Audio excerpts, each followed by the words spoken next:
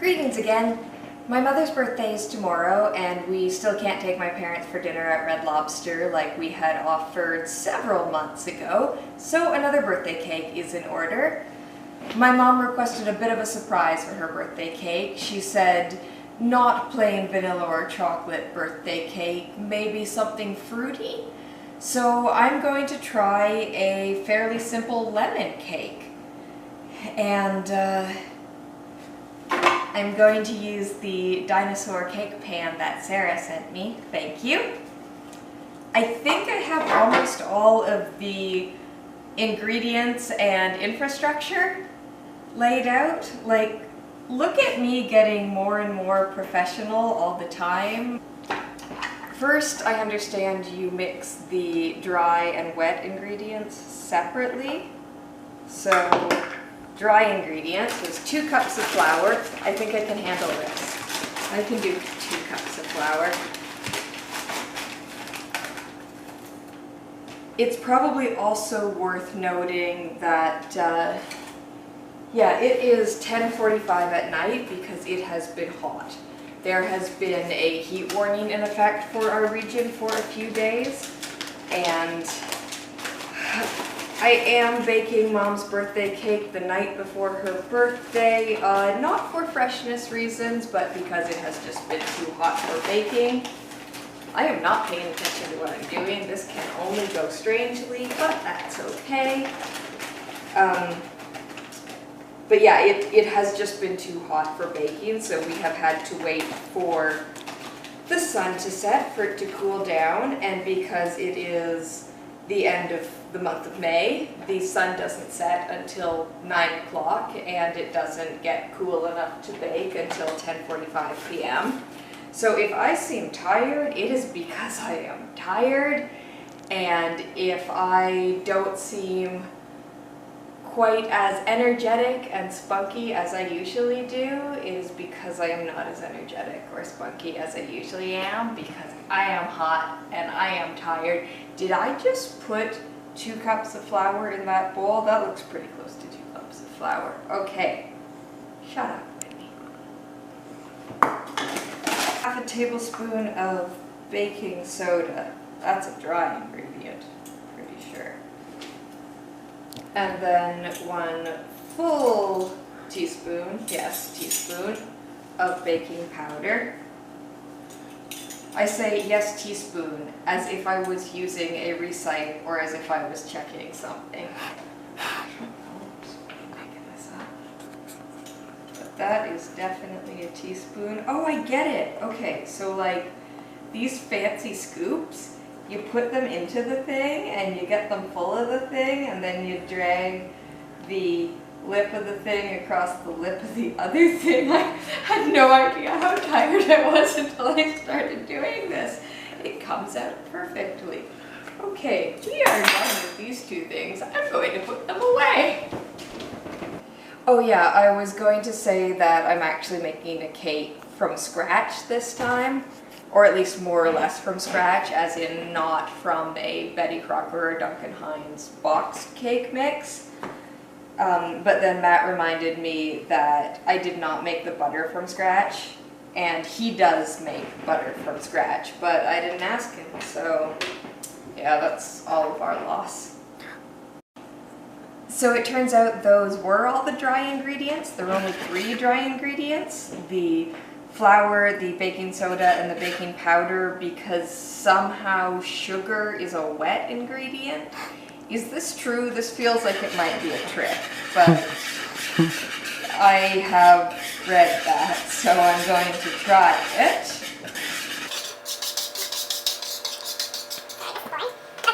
So I need...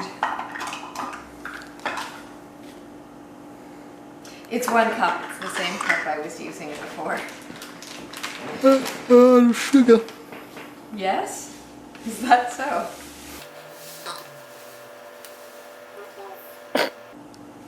What's funny? I was thinking, it's not that Chewbacca couldn't speak English, he was just yawning the whole time. Huh. Okay. The bowl for the wet ingredients doesn't look like it's going to be large enough for all the wet ingredients because I definitely did not inspect. Expect the wet ingredients to include sugar. Also, this sugar is granulated.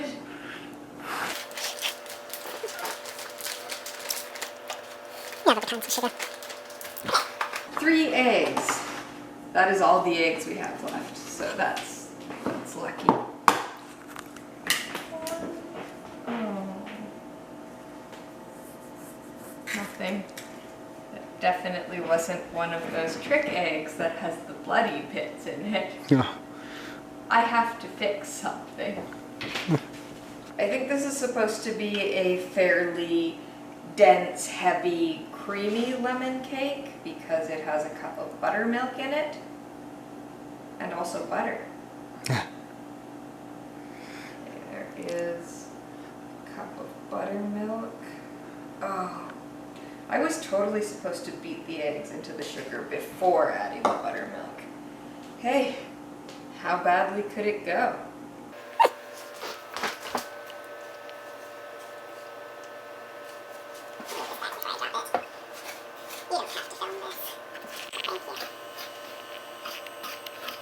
I think I have beaten the eggs into the sugar along with the buttermilk as successfully as is reasonable. I don't know if you can overbeat the eggs into the sugar, but I know I'm going to whisk them in with the dry ingredients eventually anyway. And then there's the butter. And recipes always call for butter to be softened but not melted. Also, like, somehow you're supposed to measure butter. I don't care. That was not a great knife for cutting butter. Also, this recipe suggested using unsalted butter, but then also a teaspoon of salt. Well, as you may have noticed, grocery stores can't always keep all products in stock, and sometimes you get what you get right now. So this is salted butter, so I'm just going to forego the actual salt because it's in the butter. Yeah, that's not softened. So I'm gonna do exactly the thing I'm not supposed to do, like I do every time. Yeah, that's pretty close to half a cup of butter in it. But I'm also going to use some of the butter for greasing the bottom of the pan.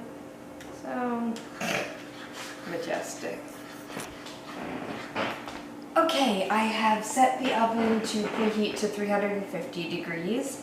I have buttered the dinosaur cake pan. I have mixed both the wet ingredients and the dry ingredients.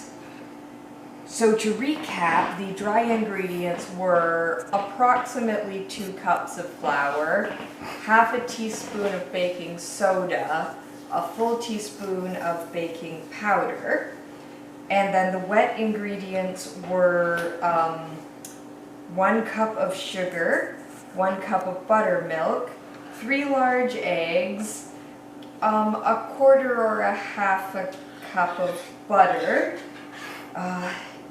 I realized I kept referring to the recipe as if there was one recipe I was following, as if I hadn't just Googled the words lemon cake, looked at a bunch of recipes for a bunch of different lemon cakes, and then thought, yeah, I can vaguely recall the ingredients that go into a lemon cake.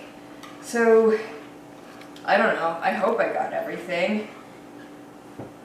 And what else was I missing? The lemons. You would have told me, wouldn't you? Me? Did you not notice that I forgot the lemons? Quick. I'm just gonna sit down in this while. I'm so tired. You're still recording, aren't you? Yeah. Probably the best way for me to have been funner would have been not to begin baking at 10:45, but in fact waited a few more hours and started even later, so I had reached that hysterical stage of tired. That's fun, right? I have to go to work tomorrow. Let's do this lemon thing. Lemon.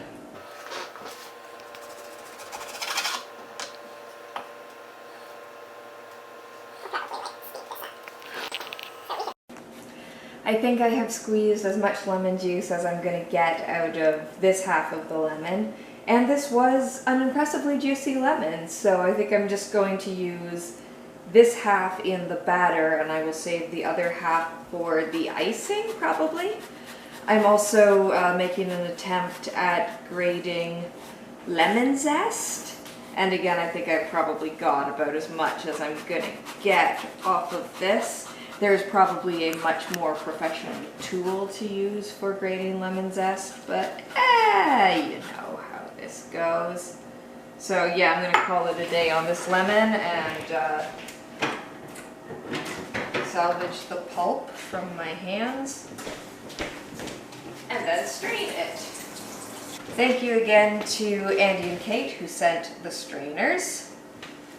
So that's like nearly half a cup of lemon juice. That seems like it should make the cake fairly lemony. The strainer catches the lemon seeds, but it also catches the pulp, and we do want the pulp for flavor. So I'm gonna pick out the seeds. Yeah. And drop the pulp in there. Now let's see if we can get all of the lemon zest off of the grater and into the batter. Super professional here. Okay, seeds go in there. Zest and pulp goes in here. And I think we're gonna have a lemony batter. Yay!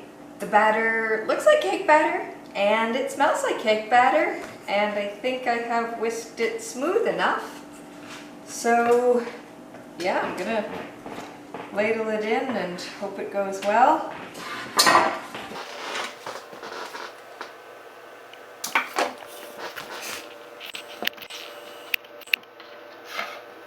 I think I am improving at baking.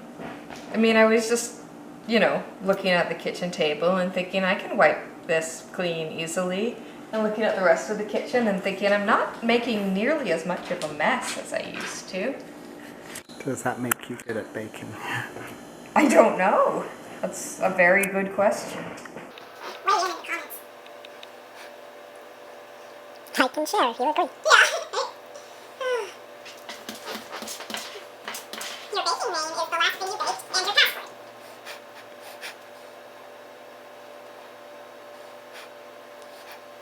Your cake flavor is the color of your shirt and your social security number. Yeah. So, black 11, because like, I'm actually a 300-year-old vampire. Social security numbers were not introduced 300 years ago. What am I saying? I was just an early adopter. Social security numbers. I am going to have to edit this so hard. I have no idea what I'm even saying. Okay, I know you don't want to fill cake pans more than like 2/3 of the way full, so I just want to see if this is maybe one more scoop. There's not that much batter left. I don't want to waste much, but I also don't want to overfill the cake pan and have a huge mess. That looks like it's probably about as full as I would want to make it, right? Yeah. Yeah? Yeah. Yeah, it looks like a dinosaur.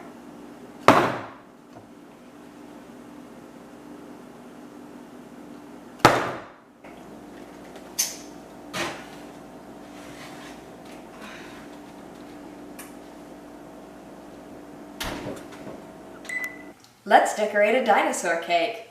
Here's one I made earlier. It looks like it baked well enough. It seems fluffy and bouncy, and the edges seem slightly browned and crispy enough that I think the buttered pan did its work and it's gonna come out looking like a dinosaur. Because of the awkward size and shape of the dinosaur cake, this is going on a cookie sheet. Oh, yeah. It won't fit in the cake carrying case, and we don't have like a nice serving tray or platter that will fit the dinosaur cake, so here it is on the cookie sheet. I think that'll be fine. I'll have to ice his neck back together. I mean, he got a little bit decapitated in the process, but that will work. And I think because the shape and contours of the dinosaur cake pan have come out clearly enough, I don't actually want to cover this with buttercream frosting and cover it all up. Okay, I have drawn some of the contoured details from the dinosaur cake pan back onto the dinosaur cake. I have a little bit more detail work to do, and then I'm going to fill that piping bag with lemon curd. My dad made a dinosaur birthday cake for my 6th birthday. It was a Tyrannosaurus Rex, I think. When I say I think, I mean it was definitely my 6th birthday, and it was definitely a Tyrannosaurus Rex cake. I don't know for sure that my dad made it, because he always said he made my birthday cakes himself, and I, was a child and couldn't tell which ones were ordered from the Foodland bakery or a professional. So you're just going to question his reliability in a YouTube video? I mean, I know some of them were from the Foodland bakery and some of them he made. I'm saying that at the age of 6, I couldn't tell the difference. So yeah, I don't know about the Tyrannosaurus Rex cake, but you can, I'm not certain about that, but you can definitely find his reaction in the comments. Pretty sure Mom will like a dinosaur cake, because who doesn't like dinosaurs? But this dinosaur cake is not especially scientifically accurate, so I'm going to try to fix that a bit. Since we have mounting evidence that many, if not most, dinosaurs had feathers, I am going to make this a feathered dinosaur cake. So, this is my first time using an actual piping bag. I got a real professional piping bag and some tips. I think this one is going to look the most like feathers. Oh, sorry, I stood right in the sun. Okay. Are there any instructions about how I do this? No. I think the icing tip goes inside the piping. Is that true? Well, I learnt that from an episode of Nailed It that you watched with me, because someone put it on the outside. Yeah, I couldn't remember which was the right way and which was the wrong way, because that sounded nuts. Really? It goes inside? I guess it goes inside. And then I'm gonna cut a little tip off. Okay, meet you back here in a minute. It's working! Or at least I think it's working the way I think it's supposed to work. I have cut a little bit off the tip, so I think, oh, maybe not enough. I'm gonna have to push the, I did not cut enough plastic off. 1 second. Sorry. Should make a feathered look. I mean, probably not, because it's meant for use with icing and not lemon curd. Oh, no, maybe that's alright. Yeah. I like it.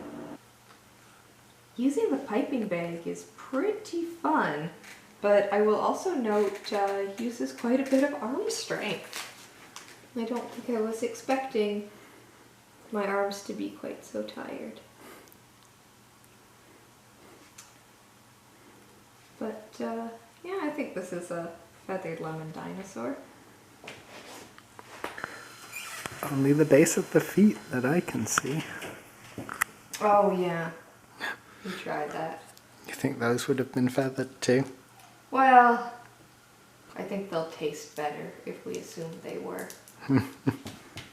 Who's to say, really?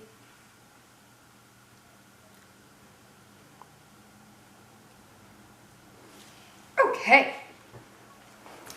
The next step is going to be some fondant feathers. As the piece de resistance, I'm going to try to make some feathers from fondant and stick them on. So I have some fondant, and I actually have a fondant roller. I have selected some colors that I think might work well for a lemon dinosaur's feathers. I don't know how scientifically accurate these are. I don't know if these would actually be appropriate colors for a lemon dinosaur, but who's to say? You know, I think we are as qualified as anybody. And I have named this species of dinosaur Plakousornis.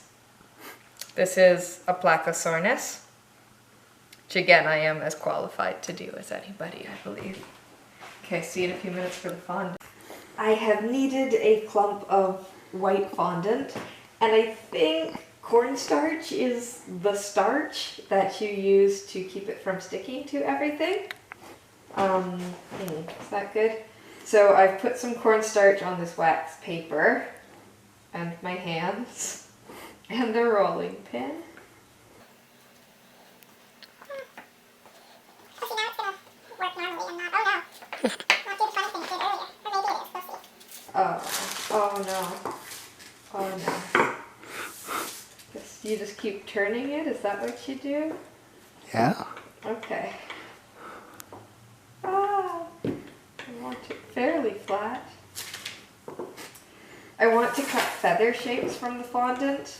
I couldn't find that there were actual feather cookie cutters, so I tried making one out of just, I was going to call that wire. What do you call that? A jug? Metal? Metal, yeah. Just a sharp piece of metal. Although now that I'm seeing the size of the cake, it's like these are gigantic feathers. I don't think this is going to work. I'll give it a try, but I think I'm going to have to end up cutting this feather shapes with a knife anyway. Let's see. Ooh, I think that's just too large. Yeah, like what am I going to do with that? It's gigantic. Yeah. More on the story as it develops. The cookie cutter shape was way too big, so instead I have just rolled the fondant flat, put it in the freezer for a few minutes so it would be cold and I think easier to work with. And instead I'm just cutting some smaller feather shapes out of it. So off to the side I have a variety of mismatched feather shapes.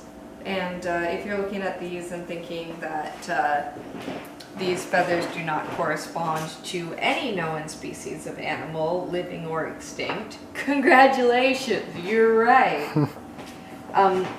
So these don't look a lot like feathers, but I have had an idea for how I could create a feathered look or a feathered pattern on these. So I'm going to give something a try, and there's a very good chance that it is not going to go well. This is a fondant feather. This is gel icing color. So again, this is not straight up paint I'm using on food. These are the Wilton gel icing colors, and I've just used a toothpick to put some on the plate. I also got some of the yellow all over my hands. This is dental floss, which is a single-use plastic, and I have complicated feelings about dental floss. This is a cup of water. And this is wet dental floss.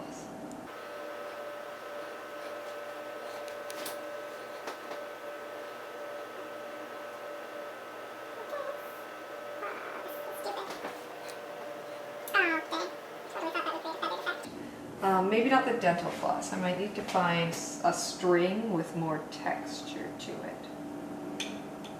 Wow, there's a feather. Sweet. Okay, this idea wasn't all bad for creating a feathered texture. It just wasn't very good is all. But I did find that if I use some thicker string with a little bit more texture, and then I need to press it in to the fondant a little bit so that I get that groove like a real feather would have.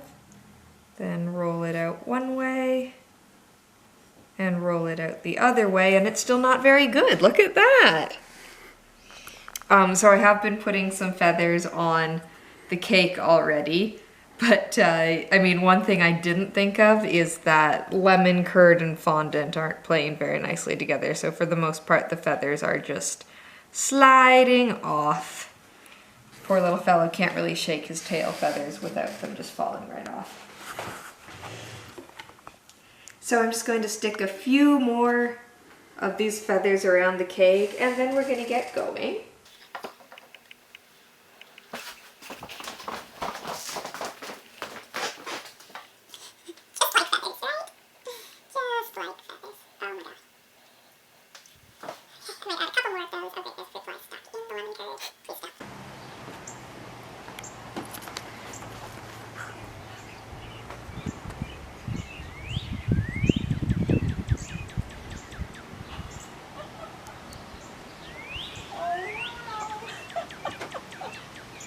That's great. Thank you. Oh my goodness. Oh. He's adorable. Oh, thank you. It's a scientifically accurate, what did I name him? A Plakousornis. A scientifically accurate Plakousornis covered in feathers. This is the evolution, right, towards a bird? Yeah. Yeah. Oh, that's wonderful. This was one they found recently, isn't it? Hmm? This was one they found recently. A Plakousornis? Yeah. I sure hope not, because I just made that up. There's one they found had feathers, indication of feathers on it, isn't it? A lot of them have indications of feathers. Possibly most of them had feathers. That looks like a lot of work with. Wow. Thank You're you. welcome. I'll have another birthday next year. Okay.